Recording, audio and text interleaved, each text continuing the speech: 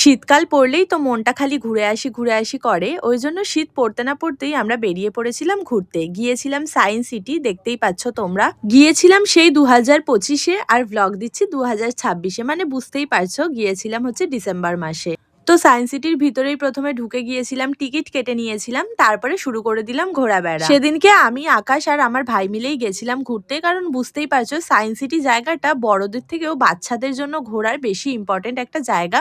সেই জন্য ভাইকে নিয়ে গেছিলাম সায়েন্স সিটি দেখাতে। তো ঢুকেই চারিপাশটা ভালো করে ঘুরে দেখছিলাম, আর এদিকে আমরা পেয়ে গেছিলাম একটা বাটারফ্লাই নার্সারি বলে একটা জায়গা, মানে এটা একটা সেলফি জোন বলতে পারো। সবাই এখানে ফটো তুলছিল আর আমরাও কিছু ফটো এখানে তুলে ফেলেছিলাম। ফটো তুলতে তুলতেই আমাদের পেয়ে গেছিল জোরসে খিদে, তাই জন্য আমরা একটা ফুড কোর্ট খুঁজে ওটার ভিতরে ঢুকে পড়েছিলাম। আর এই ছিল মেনু কার্ড, আর আমরা এখান থেকে খেয়ে নিয়েছিলাম এগ রোল, কারণ আমাদের বাড়ি থেকে সায়েন্স সিটি পৌঁছাতে মোটামুটি 2 থেকে 2.5 ঘন্টা সময় লেগেছিল। তো খিদে পেয়ে যাবে এটাই স্বাভাবিক, অন্য কিছু খেলে যদি পেট না ভরে, সেই জন্য আমরা খেয়ে নিয়েছিলাম এগ রোল। আর এদিকে আমার ভাইকে দেখো, ও কিন্তু খাবার পেলে আর কাউকে চেনে না। তো যাই হোক, তারপরে আমরা খাওয়া দাওয়া করে এই পার্কটাতে ঘুরতে চলে এসেছিলাম। এই পার্কটার নাম ছিল মিসাইল পার্ক। দেন আমরা আমাদের বডি ফিটনেস বাড়াতে আমরা চলে গেছিলাম জিম জোনে। খাওয়া দাওয়া তো হয়েই গেছিল, খাবারটাকে তো হজম করতে হবে, সেই জন্য চলে গেছিলাম কিছু এক্সারসাইজ করতে। আর এই জায়গাটা পুরোপুরি ছিল জিমের আইটেম দিয়ে সাজানো। আর আমি দেখছো এখানে বডি করছি, আর আকাশ বলছে কর কর। আমার তো হাতে রীতিমতো ব্যথা হয়ে যাচ্ছিল, আমি সেটাই বলছিলাম।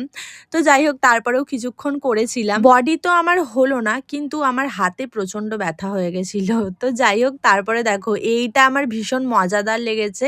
এটা কিন্তু ভীষণ ভারী ছিল, আর আমার ওয়েটও কিন্তু মারাত্মক। আমাকে দেখতে এরকম রোগা প্যাটকা হলে কি হবে, কিন্তু আকাশ আমাকে পুরোপুরি তুলে দিয়েছিল একদম ওপরে। আমি তো ফার্স্টে ভেবেছিলাম ও হয়তো পারবে না, কিন্তু ও পুরোপুরি তুলে দিয়েছিল। তো আমি ভীষণ মজা পেয়ে গেছি। তারপরে ও বললো তুইও আমাকে তোল, বাট আমি তুলতে গিয়ে আমার যা অবস্থা হলো শুধু দেখো তোমরা।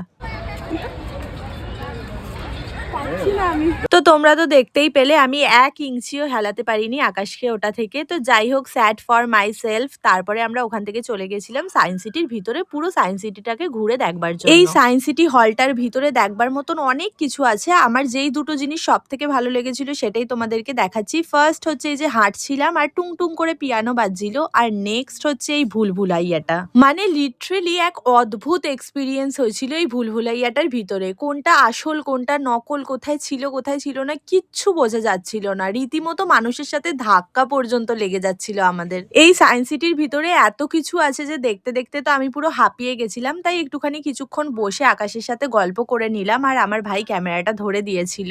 তারপরে আমরা বাইরে বেরিয়ে একটা ক্যাফে থেকে কিছু খাওয়া দাওয়া করে বাড়ির পথে রওনা দিয়েছিলাম। আজকের মতন ভিডিওটা এতটাই, কেমন লাগলো জানিও।